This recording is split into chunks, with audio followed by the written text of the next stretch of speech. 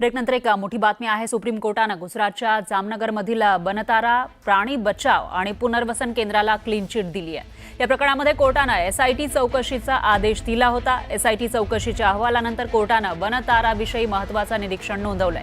बनताराकडून कायद्याचं पालन केलं जातंय, त्याला बदनाम करू नका असं कोर्टानं याचिकाकर्त्यांना सुनावलेलं आहे। तर सुप्रीम कोर्टानं 25 ऑगस्टला बनतारा विरोधातील कथित अनियमिततांची चौकशी करण्यासाठी निवृत्त न्यायाधीशांच्या अध्यक्षतेखाली 4 सदस्यांची एसआयटी स्थापन केली होती आणि या प्रकरणामध्ये 2 जनहित याचिका दाखल करण्यात आल्या होत्या।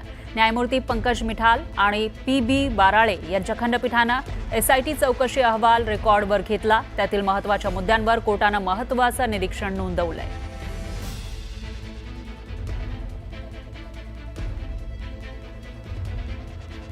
आणि या विषयी अधिक माहितीसाठी आपले प्रतिनिधी प्रशांत लीला रामदास हे थेट दिल्लीवरून आपल्यासोबत जोडले गेले आहेत। प्रशांत, काय सांगाल, वनताराला क्लीन चिट देताना कोर्टानं नेमकं काय म्हटलंय? वनताराला या पद्धतीने क्लीन चिट देणारे त्यामध्ये कोर्टाने जे आरोप वनतारावर लगावले जात होते त्यामध्ये त्यांनी स्पष्ट म्हटलंय की कुठल्याही प्रकारचे अत्याचार हे वनताराच्या रुग्णालयामध्ये होत नाही अशा प्रकारे स्पष्टपणे कोर्टाने म्हटलेलं आहे। महत्वाचं म्हणजे ज्या पद्धतीने चर्चा अशी होती की साधारणतः ज्या पद्धतीने घडामोडी घडत होत्या, माधुरी हत्तीचं प्रकरण असो किंवा पेटाचं प्रकरण होतं, या सगळ्या प्रकरणामध्ये वारंवार वनतारावरती आरोप लावले जात होते। पण वनतारा ही प्राण्यांची सेवा करते हे कागदपत्र पाहता आपल्याला लक्षात येतं असं हे कोर्टाने स्पष्ट केलेलं आहे।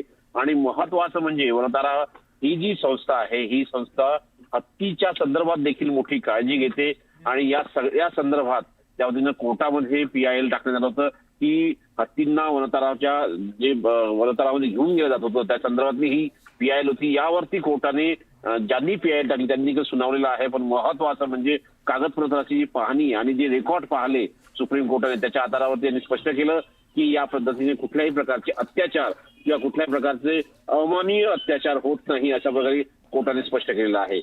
बरोबर आहे प्रशांत, धन्यवाद तुम्ही दिलेल्या या सविस्तर माहितीसाठी।